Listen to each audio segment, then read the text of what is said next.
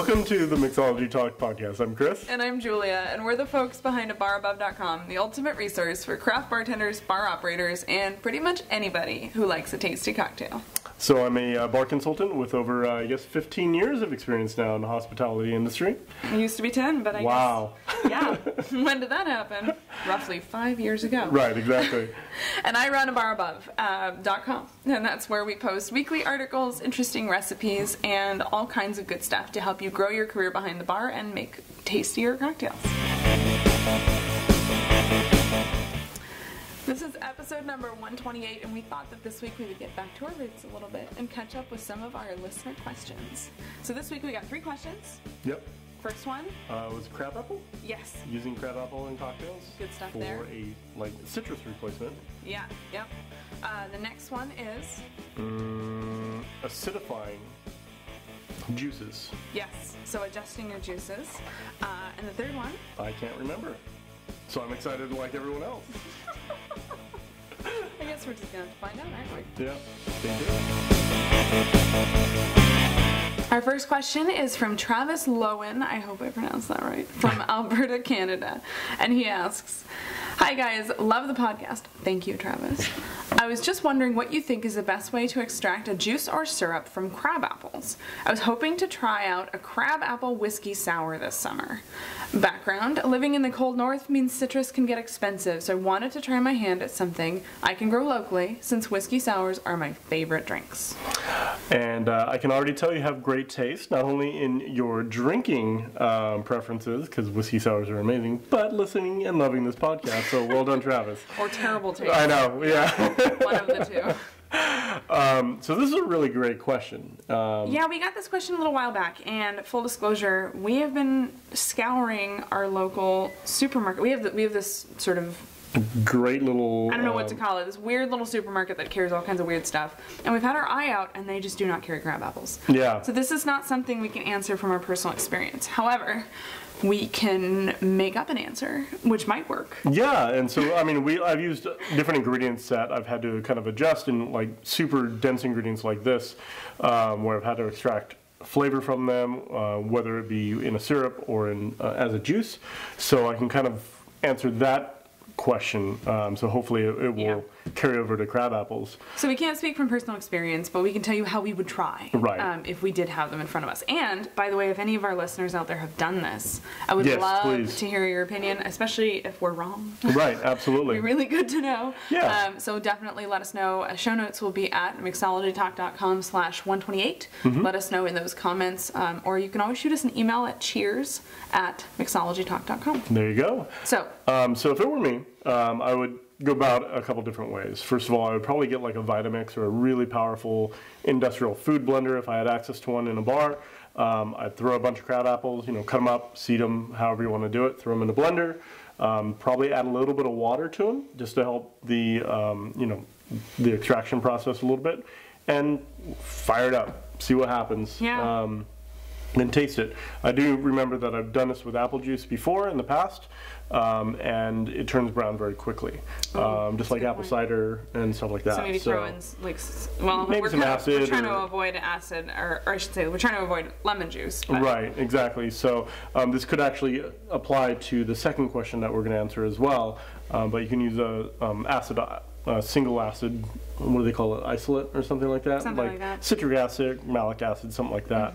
And add that to help kind of preserve it and keep it from oxidizing. So that would be one way I would try it. I did do a bunch of research on how to juice crab apples. However, the problem is that all the approaches I found have to do with boiling the fruit. And if you were to imagine boiling lemons, you can immediately see why this probably isn't going to retain the acid profile you're looking for. If you're looking for the flavor, I think that's a great way to go. If you were just looking for like a crab apple syrup that has crab apple flavor, just Google it. There's loads and loads of recipes out there, instructions on how to make crab apple juice or cider or things like that. But none of them really seem to retain the acid profile, because frankly, usually you wouldn't want to drink the stuff if it was super acidic. Yeah.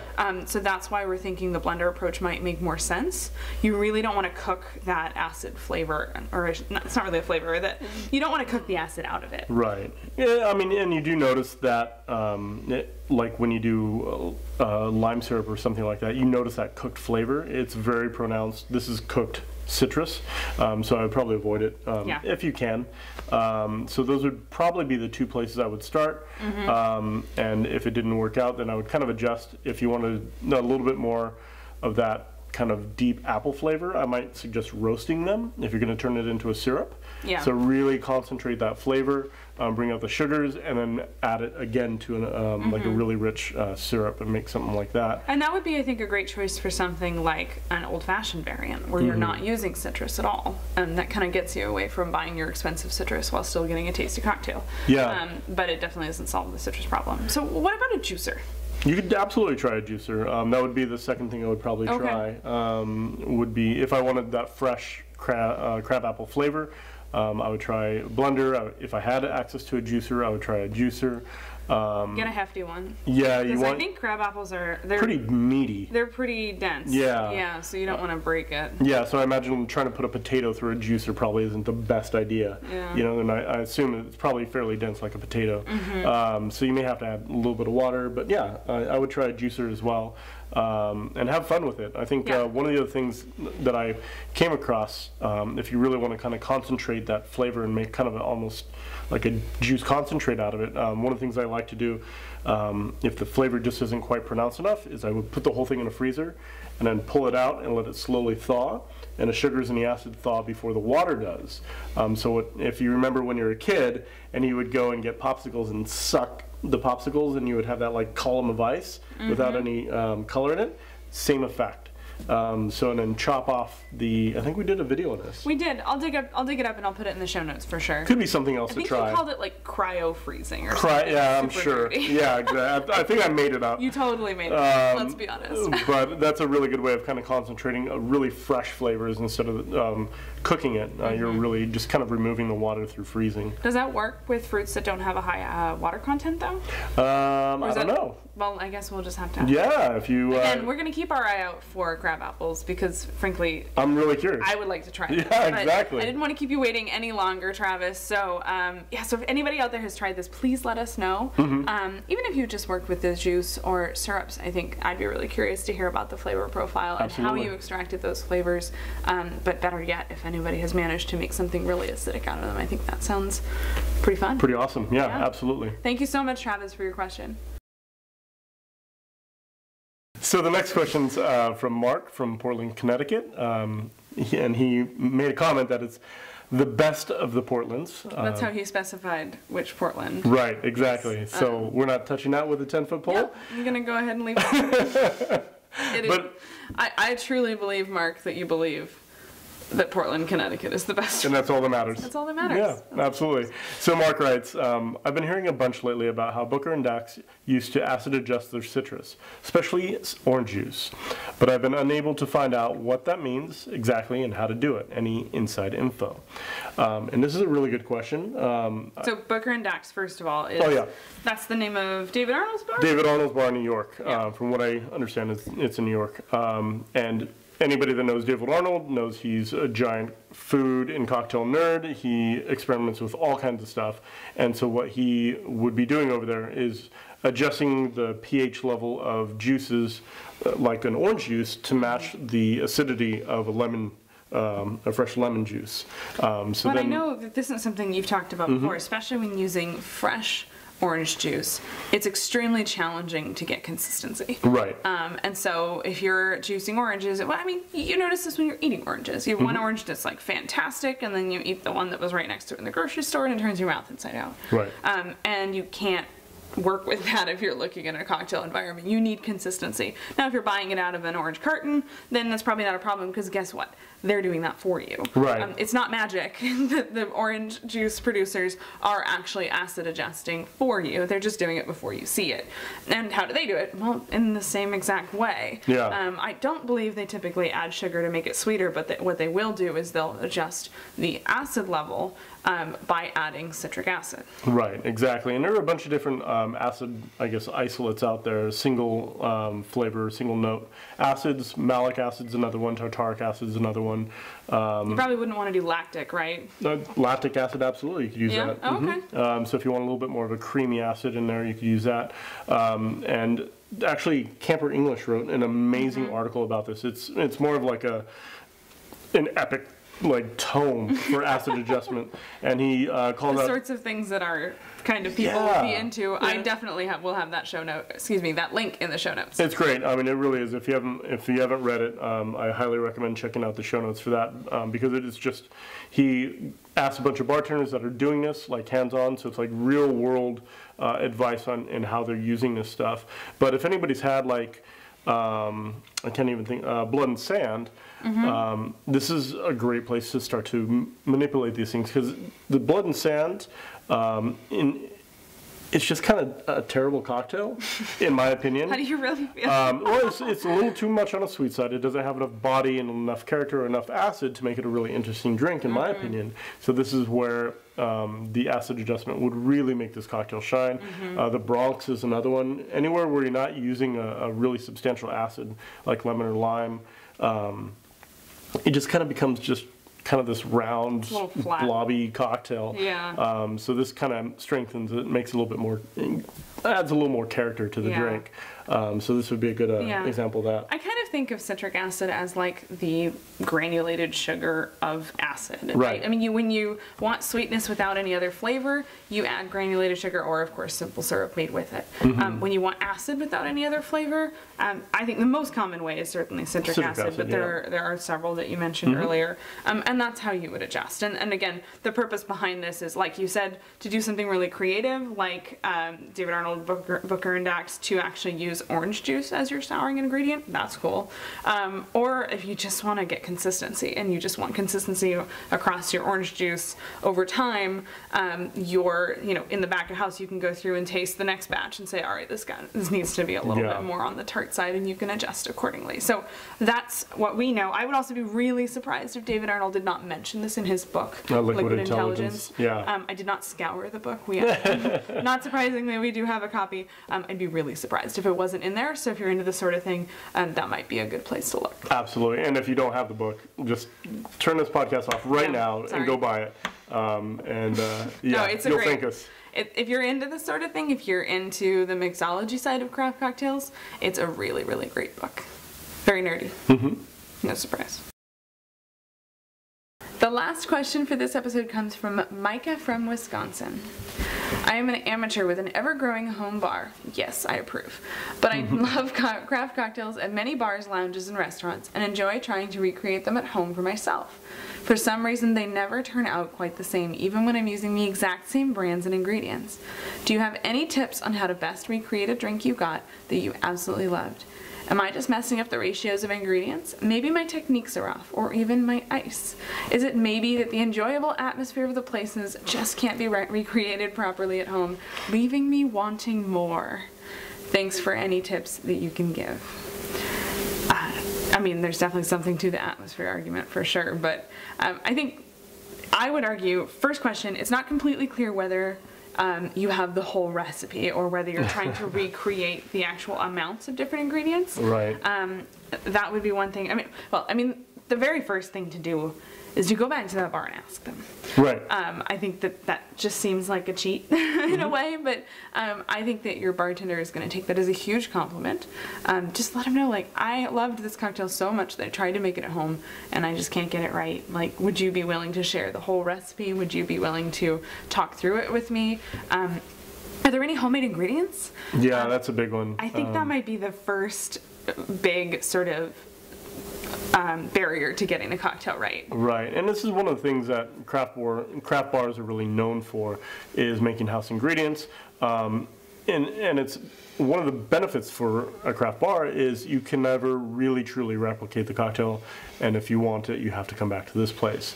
So there could be a little bit of like secret ingredient possibly missing. I highly doubt it, but I know that's something that chefs have done in the past. Yeah, you mentioned that sometimes when you ask a chef for a recipe, they'll tell you most of it. They'll tell you most of it, but they'll possibly miss a couple things, Some seasonings. Yeah, For cocktails, maybe some bitters. Yeah, exactly. So one little element that really kind of sets the whole dish up could be missing. So you could try and try and try, but you're never going to actually achieve the same kind of results. So there could be some of that going on, but with house-made ingredients, there's a lot of different variables, from temperature to are you doing volume for your simple syrup? Are you weighing your simple syrup out? Like, all these little things can make your cocktail just slightly different.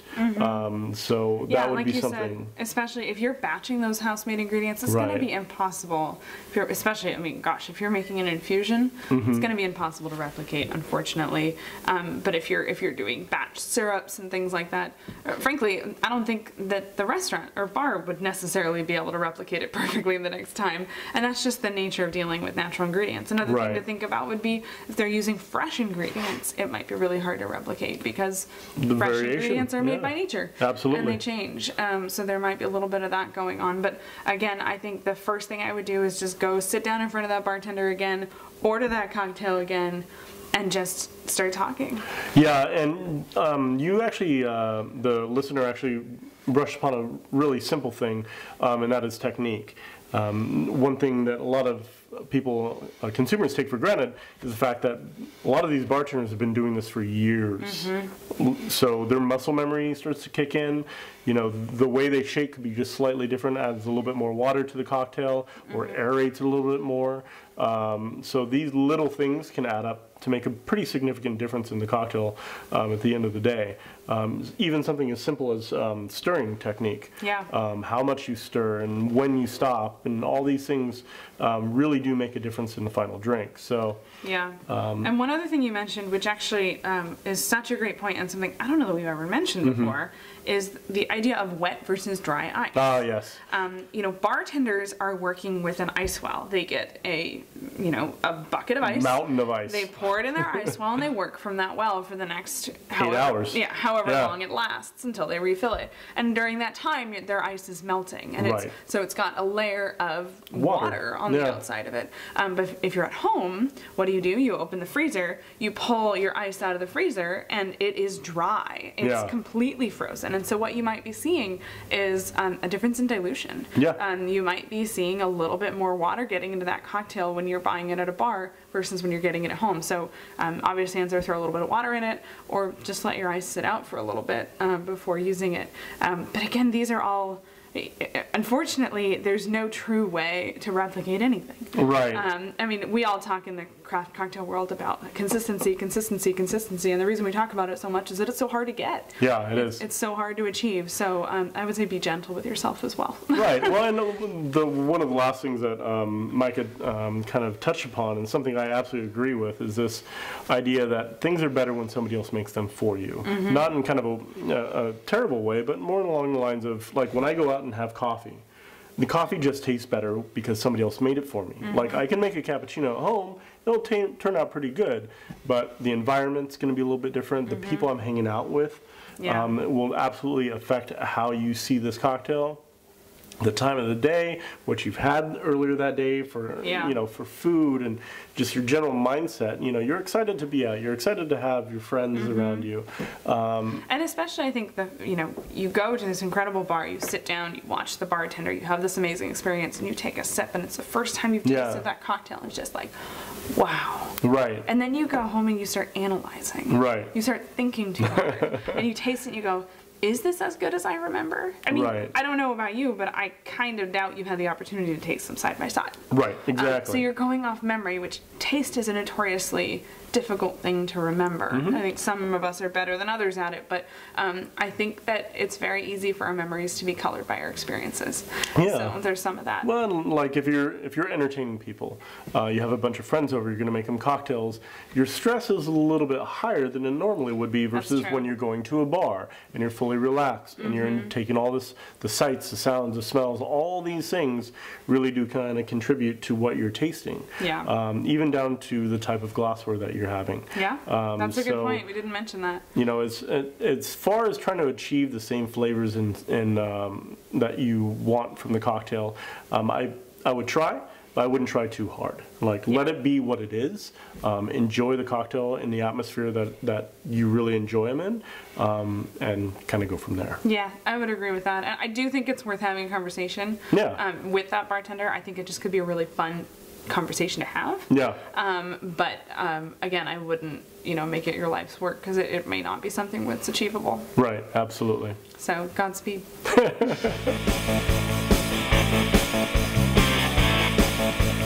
Hopefully you found this episode useful. I know it's been a little while since we've done a listener questions episode, but if you have questions of your own, we love them. We do. They are some of our favorite episodes to film. I was going to say film instead of record now. I know, weird. Weird. Please do send us your questions. Probably the easiest way is just to email us at cheers@mixologytalk.com, but you can also go to abarabove.com and find the contact link, which I think is in the footer and sort of everywhere, so you can definitely do that too. Meanwhile, if you are just getting started with your home bar, or I guess if you are just grumpy about your bar tools, which I know Chris was for a long time. Very long time, yeah. He's grumpy about a lot of things, though. That's true. Take it or leave it. You could definitely check out our own bar tools. This is something that we started doing as a result of hearing so many bartenders email us and ask for our recommendations on bar tools and not really being able to recommend stuff that we were proud of. Yeah. So we went and we found some factories and we started making some stuff that we're really proud of. Yeah. So if you want to see some great bar tools that we definitely recommend, because we're super picky, and we designed them based on Chris's experience behind the bar and his sort of crotchety nature and that kind of thing, check out mixologytalk.com/tools, and that'll take you over to our page that goes over all the bar tools we have, and then you can go ahead, you can buy them on Amazon if you like them. So I hope you do. All feedback is always welcome, and definitely do send your questions to cheers@mixologytalk.com. Once again, show notes are at mixologytalk.com/128. 128. Check it out, there's some good articles in there this time. Yep. Cheers, everyone. Cheers.